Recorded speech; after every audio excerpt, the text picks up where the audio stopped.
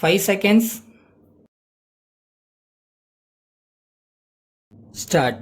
மாண்புமிகு பேரவை தலைவர் அவர்களே, நிதிநிலை அறிக்கையின் மீதான பொது விவாதத்தில் கலந்து கொண்டு உரையாற்றுவதற்கு வாய்ப்பினை பெற்றதில் நான் பெருமகிழ்ச்சி அடைகிறேன். அண்மையில் மக்களவை தேர்தல் நாம் அனைவரும் எதிர்பார்த்த வண்ணம் சிறப்பாக நடந்து முடிந்துள்ளது. ஒவ்வொரு தேர்தலின் போதும் இந்திய மக்கள் தங்களுடைய அரசியல் முதிர்ச்சியை அவ்வப்போது நிரூபித்து வந்துள்ளனர் என்பதில் ஐயமில்லை. அந்த வகையில் இந்த முறையும் மத்தியில் ஒரு நிலையான அரசாங்கம் அமைவதற்கு மக்கள் தங்களுடைய அரசியல் கடமையை சரிவர செய்துள்ளார்கள் என்பதை நான் இங்கே இந்த சந்தர்ப்பத்தில் சிறப்பாக குறிப்பிட விரும்புகிறேன்.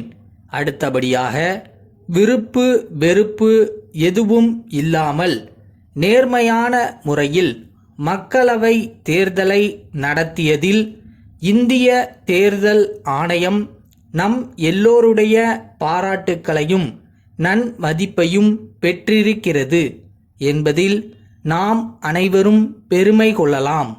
மாண்புமிகு நிதியமைச்சர் அவர்கள், இந்த அரசு ஏழைகளின் அரசாக, விவசாயிகளின் அரசாக இருக்கும் என்றும், அறிவியல் மற்றும் தகவல் தொழில்நுட்ப வளர்ச்சிக்கு அதிக முக்கியத்துவம் அளிக்கப்படும் என்றும் தெரிவித்து இருக்கிறார்கள். இது உள்ளபடியே வரவேற்கத்தக்கது. தமிழகத்தை பொறுத்தவரையில் தென் மாவட்டங்களில் புதியதாக தொழில்கள் உருவாக்கப்படவில்லை என்ற ஏக்கமும் எதிர்பார்ப்பும் மக்களிடம் பெரிதும் இருந்து வருகிறது என்பதை நாம் நன்கு அறிவோம். எனவே இந்த குறையை போக்குவதற்கான வழிவகைகளை அரசாங்கம் விரைந்து காண வேண்டுமென்று இந்த நேரத்தில் நான் அன்போடு கேட்டுக்கொள்கிறேன். நம்முடைய மாநிலத்தில் மக்கள் நலனை கருத்தில் கொண்டு புதிய மின்சார உற்பத்தி நிலையங்களை அமைக்க இருப்பதாக குறிப்பிட்டு இருக்கிறார்கள். இதனை எல்லோராலும் வாழ்த்தி வரவேற்கப்படும் அறிவிப்பாகவே கருதலாம்.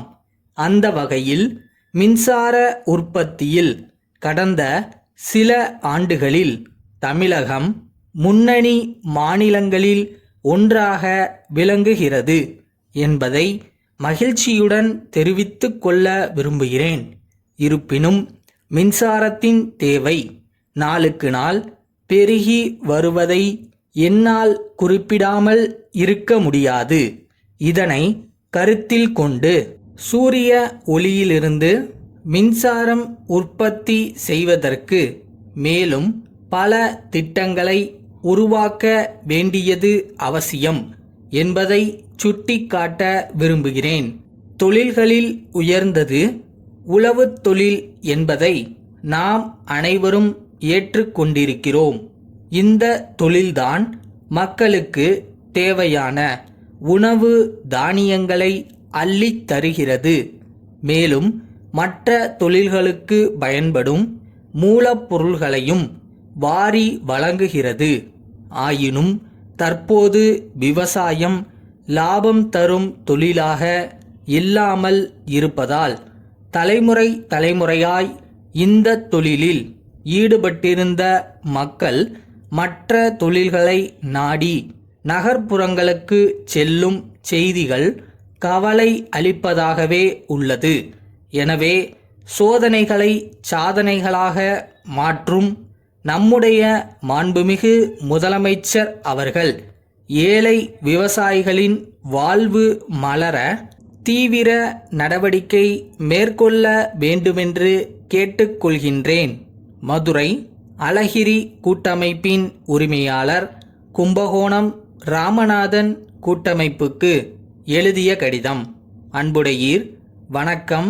கடந்த சில ஆண்டுகளில் தமிழ்நாட்டில் வண்ண மீன்கள் வளர்ப்பு தொழில் 2 மடங்காக வளர்ந்துள்ளது என்பதை மகிழ்ச்சியுடன் தெரிவித்துக் கொள்கிறோம். எங்களுடைய நிறுவனத்தில் உற்பத்தியாகும் மீன்கள் நம்முடைய நாட்டின் அனைத்து மாநிலங்களுக்கும் அனுப்பி வைக்கப்படுகின்றன. இந்த தொழிலில் வருமானம் மிக மிக அதிகம் என்றால் அது மிகையாகாது. இருப்பினும் இந்த தொழில் நம்முடைய மாநிலத்தில் வளராமல் இருப்பதாக தங்கள் கடிதத்தில் எழுதியிருக்கிறீர்கள். இதற்கு காரணம் வண்ண மீன்கள் வளர்ப்பு தொழில் குறித்து மக்கள் மத்தியில் சரியான விழிப்புணர்வு இல்லாமல் இருப்பதுதான் என்பதை முதலில் தெளிவுபடுத்த விரும்புகிறோம். குறையாக தெரிவிக்கப்படும் விஷயங்கள் சில இருந்தாலும் வீட்டில் இருந்தபடியே தொழில் செய்ய நினைப்பவர்களுக்கு நிச்சயமாக இது வளமான வாழ்க்கையை கொடுக்கும் என்பதில் ஐயமில்லை. மிக குறைந்த முதலீட்டில் மிகச் சிறிய இடத்தில் மீன்களை வளர்க்கலாம். எங்களுடைய இந்த விளக்கம் தங்களுக்கு மன நிறைவை அளிக்கும் என்று நம்புகிறோம். தங்கள் நம்பிக்கையுள்ள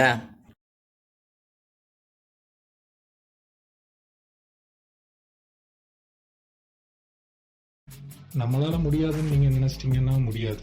ஸோ யார் என்ன சொன்னாலும் நம்ம நம்பணும். I think that is the main thing.